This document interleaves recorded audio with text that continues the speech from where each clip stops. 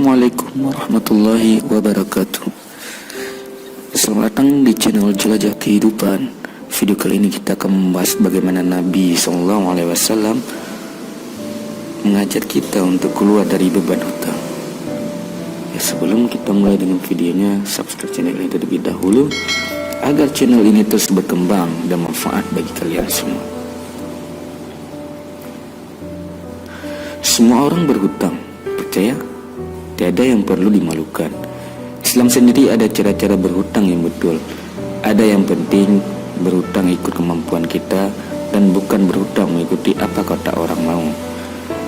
Apabila kita berhutang di luar kemampuan, itulah yang selalu menyebabkan kita terperangkap dengan hutang-hutang berkepanjangan. 4 langkah yang perlu kita buat apabila mau keluar dari beban hutang. Yang pertama, hilangkan perasaan susah dan sedih. Mula-mula perlu buang perasaan negatif ini, karena mereka yang mempunyai belenggu hutang yang besar secara automatik mempunyai perasaan gundah, gulana sebegini besar. Ada di mana-mana hutangnya, ialah hutang sudah menggilingi pinggang. Justru itu kita akan akui bahwa kita ada hutang.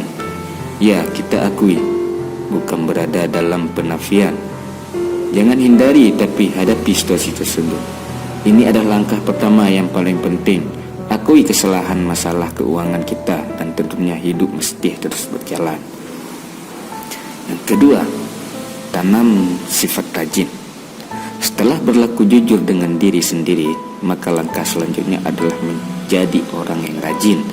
Orang yang berjaya, semuanya orang yang rajin. Harus rajin bekerja, buat bisnis dan cari pendapatan tambahan. Tiada alasan, itu harus diikhtiarkan. Yang ketiga, menjadi berani dan banyak bersedekah. Ada banyak keadaan memerlukan kita jadi berani. Jika perusahaan tempat Anda bekerja memberikan gaji yang tak cukup untuk kebutuhan Anda, kita mesti berani berhenti bekerja dan mencari kerja di tempat lain. Atau bila bisnis pertama gagal, berani untuk tutup kedai dan berani memulai bisnis yang lain. Yang paling penting, mesti berani menjual, namun kebanyakan kita tidak berani menjual. Sedangkan Allah SWT telah menghalalkan bisnis.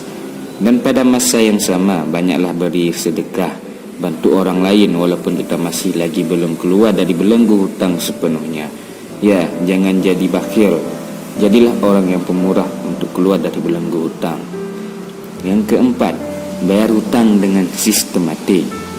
Apabila kita telah membuat 3 langkah yang awal, maka tibalah masa untuk kita menyusun semula hutang dengan baik supaya kita dapat menyelesaikan dengan lebih cepat. Namun jika duit lebih itu tidak dimanfaatkan untuk membayar hutang dengan sistematik, maka kita tidak dapat keluar dari belenggu hutang ini dengan cepat. Maka sebab itulah kita perlu berjumpa dengan pihak yang ada hutang dan membuat jadwal penstrukturan hutang yang sesuai. Ketika waktu beginilah kita menghadapi tekanan manusia lain yang datang menuntut hutang dengan berbagai cara dan tekanan. Ya, hadapi mereka dengan berbincang secara baik, pasti akan ada jalan keluarnya.